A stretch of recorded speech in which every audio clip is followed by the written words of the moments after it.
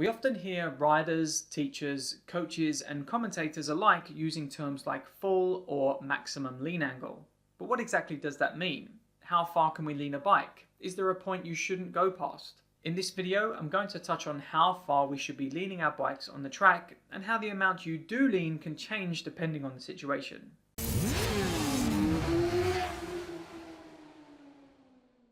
For this, we're going to talk about some different situations specifically, but let's first tackle what maximum lean angle is to a rider.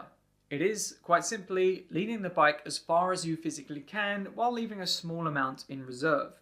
On modern sports tyres designed for the track, your bike will happily lean until part of that motorcycle touches down, the first thing usually being a peg. With good tyres, good conditions and correct technique, the maximum lean is around when the peg and foot is close to the floor, or depending on your foot position you may just scrape your sliders on your toes. You absolutely don't want to scrape the pegs and that shouldn't be an aim, so a bit of a lean angle buffer is a good thing. Maximum lean is not when you can no longer see any chicken strips on your tyres. It doesn't actually take that much lean angle to reach the edge of the tyre. But as you lean more, the tyre will deform to continue providing you with a solid contact patch.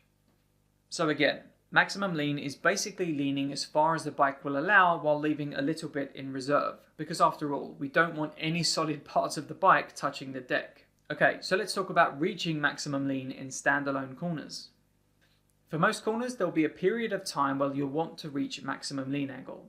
Why? Because it unlocks maximum speed potential. The farther you can lean the bike over, the higher potential corner speed you can achieve. Now, that doesn't mean that you should be taking big, swooping lines through every corner, sitting at maximum lean angle for the duration of that corner. What I'm saying is that for most standalone corners, there'll be a period of time where you'll want to be at maximum lean angle to allow the bike to turn as tight as possible in that moment. In some corners you'll be at this lean angle for a very short time, like in hairpins, and in others it'll be a fair bit longer, like in long fast sweepers. But again, for most corners they offer the potential to use maximum lean angle for a period of it, and you should aim to do so to maximize speed as well as to create the right line for the exit. So when wouldn't you use maximum lean angle? Sometimes the amount of lean angle you use will be dictated by the nature of the corner in question. Some could be attributes of the corner itself. Things like poor surface conditions or a slightly raised curb at the apex may require a more modest lean angle to best deal with that imperfection or to be sure you don't catch your peg on that curb.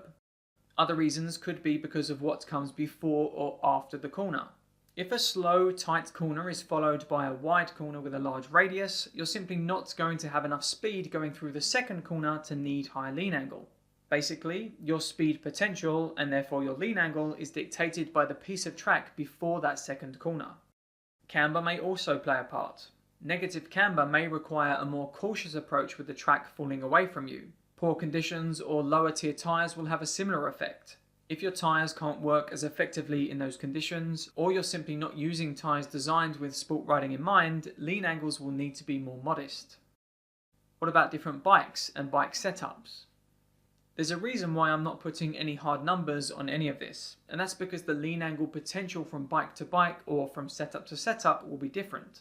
On a stock road bike with stock pegs, for instance, the peg position will usually be lower than aftermarket ones. Even more so if the bike is something a little less race focused. This means that you could use all the available lean angle until the pegs were millimeters from the ground and you'd still be riding at modest lean angles. However, on a focused sports bike with the aftermarket rear sets jacked right up, lean angle potential is going to be higher.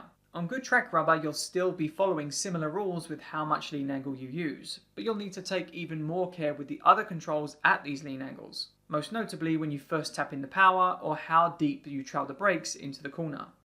In any case, if you can reach lean angles with the pegs and feet close to the ground, you're doing very well at tapping into the lean angle potential your bike has. This is your maximum lean. The last point is that you won't nail it every time.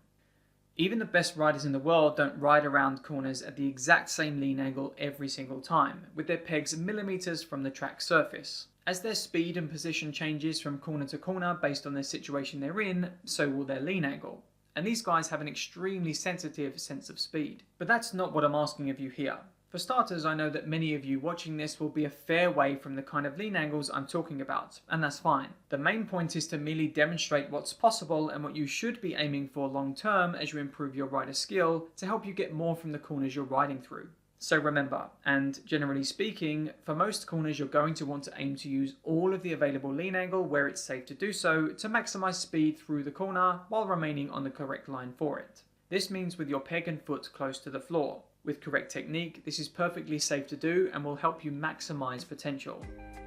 What experiences have you had flirting with maximum lean angle? Tell us about it in the comments down below, and as always, if you like the video then please hit the button and subscribe to the channel for more performance riding advice and guides moving forward.